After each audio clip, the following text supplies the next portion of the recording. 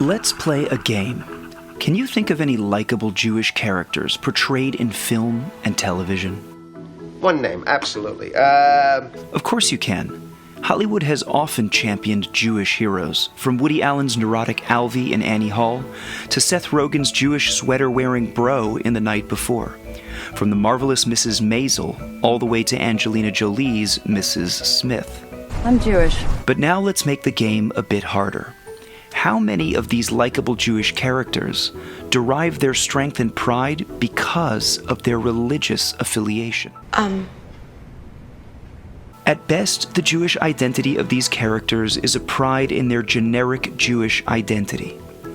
Other times, their identities are neutral. They are simply characters who have the odd Jewish mannerism here or there. I gotta get inside. I'm schwitzing like a schwimmer with all these lights and fishy cast. But at worst, their Jewish identity is actually something to be mocked or embarrassed about. No way, no way. That's enough. Come on. No, I'm hungry. Well, you can't drink the wine without the prayer. Oh, you can't? Really? Watch this. Time and time again, Jewish characters make fun of their upbringing and degrade what they consider unenlightened traditional beliefs. I understand why you're a religious person. That makes sense. Someone from your era. Let's be honest. We live in an era where most cultural heroes are not faithful to any religion at all, much less the Jewish one. And yet, if you think about it, you could easily find religious role models from many other denominations who lend a sense of reverence to their devotion. So what's to be done about this? Well, here's the final game. Suppose a Hollywood executive was in the room and asked you to help them turn around Jewish representation, from one of embarrassment to one of admiration. What would you tell them? Here's the MenschSense take. To reimagine the Jewish image on screen, some might go straight for the jugular and create a flamboyantly Torah-observant hero.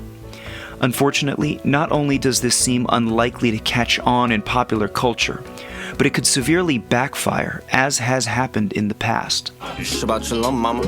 Adam Goldberg is the Hebrew Hammer. But perhaps there's a more subtle way to make this happen. In the late 90s and early 2000s, there was a growing trend of depictions of Buddhist monks in popular culture. With the Tibetan Buddhists having been victimized by their Chinese occupiers, they gained a certain status that associated them with wisdom, patience, and even supernatural skill. But in almost all the depictions on screen, there was one thing in common. They were never the hero or even the main character. Instead, they were the venerable mentor who helped the protagonist find his or her way. There is no spoon. Now imagine that a pious rabbi was not the hero of a film, but the hero's aide, guiding the subject with pearls of wisdom and exemplary behavior.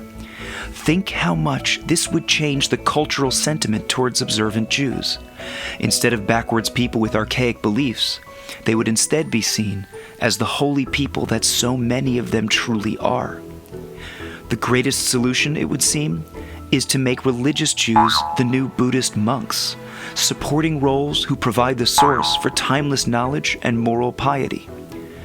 It may be true that every now and then we do get a tiny glimpse of Hollywood giving the Jewish religion a crumb of approval. How come you don't roll on Saturday, Walter? I'm Shomer Shabbos. And yet, even these examples contain a small dose of ridicule. The viewer may respect the commitment of the observant Jew, but not to the extent that anyone would actually want to be one of them. Unfortunately, the Orthodox community has until now been lackluster in its public relations, partly because they're so small in number, and partly because the community prefers a more secluded life outside the public eye. But for people to get a true sense of the depth of its community, it's time that Hollywood stopped making Judaism the punchline of its jokes, and instead made it the answer to its questions in the search for meaning. And that makes MenschSense.